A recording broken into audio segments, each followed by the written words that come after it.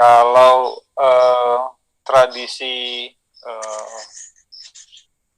kubur batu itu, Pak, praktek memakamkan jenazah di kubur batu yang seperti kita kenal di ini, di Toraja ini, itu apakah warisan dari Aluk Todolo atau lebih tua lagi dari itu, atau ya, justru muda? Ya, itu warisan dari Aluk Todolo. Jadi sejak dahulu kala memang sudah ada itu liang-liang batu itu. Bahkan ada saya lihat itu di suatu gunungan itu semuanya itu dianukan liang batu di situ. Itu paling, tapi saya nggak tahu kapan dimulainya itu. Tapi yang jelas sudah jauh lebih tua, sudah. Dan itu memang ada sejak dahulu kala. Makanya saya coba membandingkan juga di adanya kubur batu, liang batu di Timur Tengah itu, kelihatannya yang liang batu di Toraja ini jauh lebih dulu ada, jauh lebih tua. Karena semua penyebaran liang batu yang ada di Toraja itu sejak dahulu kala memang dipakai orang untuk menyimpan jenazah keluarganya di liang batu, dan itu biasanya dipakai di tempat-tempat yang tinggi untuk menghindari daripada makhluk-makhluk lain yang mudah merusak atau dan lain sebagainya. Jadi saya kira, dan itu sudah ada sejak dahulu kala. Kalau sekarang itu bahkan cenderung setelah beralih keyakinan itu tidak memakai lagi itu, umumnya tidak memakai liang batu lagi, tapi diganti dengan namanya ada rumah khusus itu yang disebut patane, disimpan juga di situ. Jadi orang Toraja sebenarnya dulu kala itu tidak kurang pas itu, kalau boleh saya bilang katakan begitu, masuk ke tanah, dikubur dalam tanah, tapi harus di permukaan tanah. Dan itu karena bahwa ada keyakinan bahwa kalau dikubur liang batu itu masih dulu disebut Aluk Todolo atau animis. Sedangkan sekarang itu umumnya tidak mau lagi dikubur di liang batu karena itu animis, atau itu ada kepercayaan begitu. Tapi kalau saya sendiri, saya kira itu malah hal yang bagus, positif, karena efektif, efisien, dan tidak perlu cari tanah yang luas untuk tempat pekuburan. Kan satu keluarga bisa berapa masuk itu. Mayat-mayat itu bisa dari satu keluarga bisa banyak masuk, tidak perlu cari tempat di luar lagi. Nah, itu yang jadi efisien, efektif, dan tidak perlu buat lagi kuburan buat apa semua, kan sudah ada. Nah, itu yang dari segi saja itu. Saya kira itu. Jadi kuburan liang batu sudah ada sejak dahulu kala. Saya kira itu yang bisa saya sampaikan. Berapa tahun Pak umurnya, usianya Pak, kubur batu yang ada di sana? Macam-macam.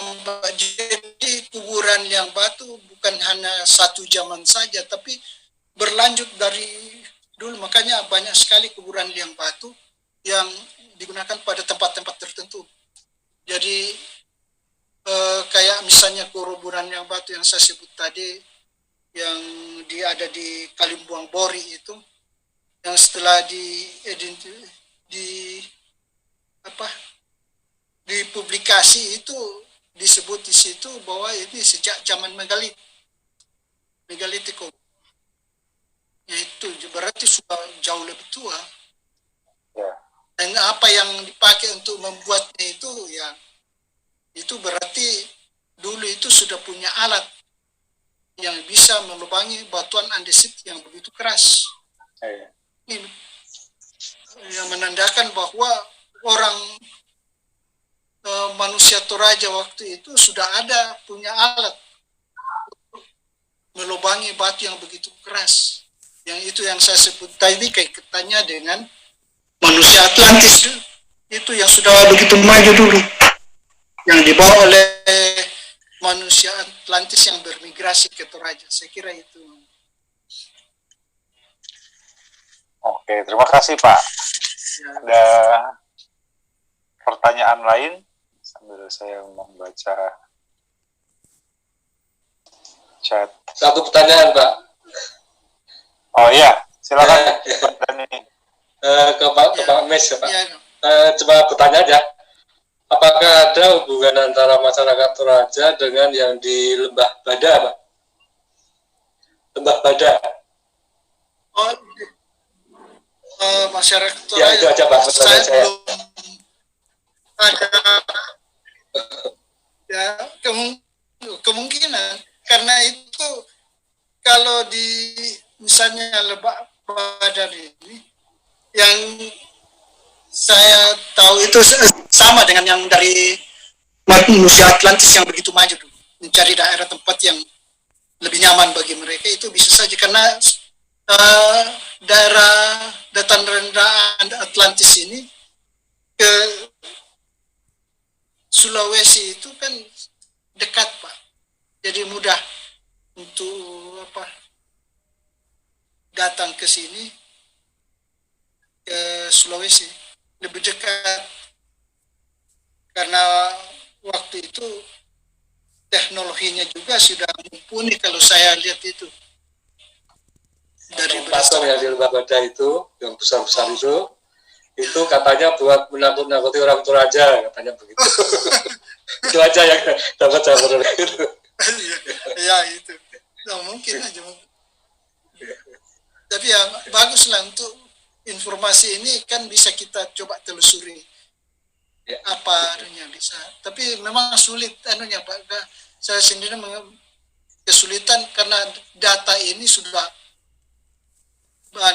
terjadi cukup lama, ribuan tahun silam, jadi kita agak sulit belum.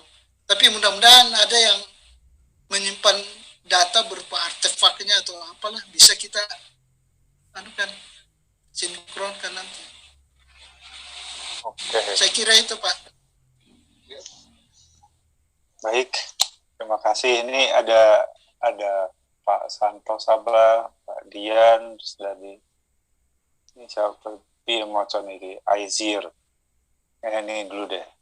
Pak, bisakah di-share, maksudnya diceritakan mungkin tentang Tomina di Toraja? Tomina? Ya. Mungkin penanya bisa langsung bicara. Oh, Tomina. Ya. Tomina itu kayak orang yang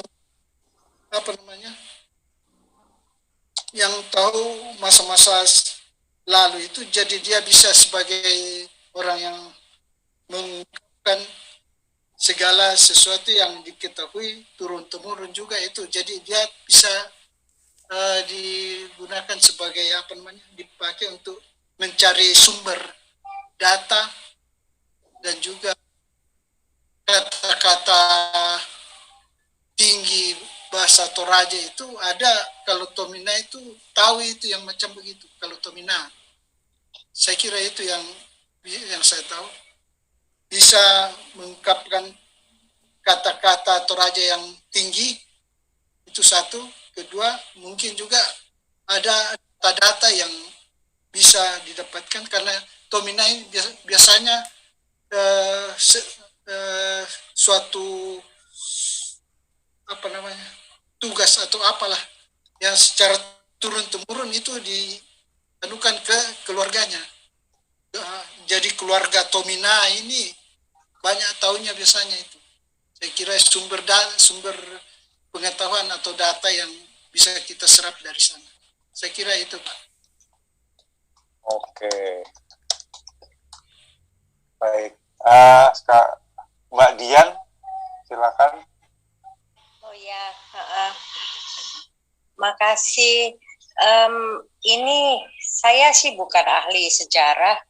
Saya arsitek dan penikmat bangunan tua atau pusat-pusat kebudayaan yang tua. Tidak untuk mengecilkan Indonesia ya, tapi saya melihat kalau bangunan batu yang berada di gua-gua yang sangat menakjubkan, yang membuat saya kaget gitu melihatnya, itu adalah Petra di Jordan. Itu bangunan itu tua, itu bangunan-bangunan yang di batu yang berada di Petra Jordan itu sangat tua sekali. Itu sekitar mungkin kabarnya 5 before 5 BC katanya begitu ya. Jadi saya kurang tahu ya, pada zaman seperti itu tuh Indonesia itu Nusantara, Sundaland atau apapun juga namanya ya, peradabannya kita tuh seperti apa ya pada waktu itu? Apa ada yang tahu? Apa ada sesuatu yang sedemikian besar gitu, seperti yang kita bisa lihat saat ini itu di Petra, Jordan gitu. Maaf ya, saya cuma mau nanya aja. Kalau mudah-mudahan Mas Dani, Mas Sabah, itu kan peneliti-peneliti canggih mungkin tahu ya lokasi-lokasi di mana di Indonesia yang punya sesuatu yang sebesar itu. Terima kasih. Oke, Mbak Dian, makasih. Ini Pak Mis mau menanggapi?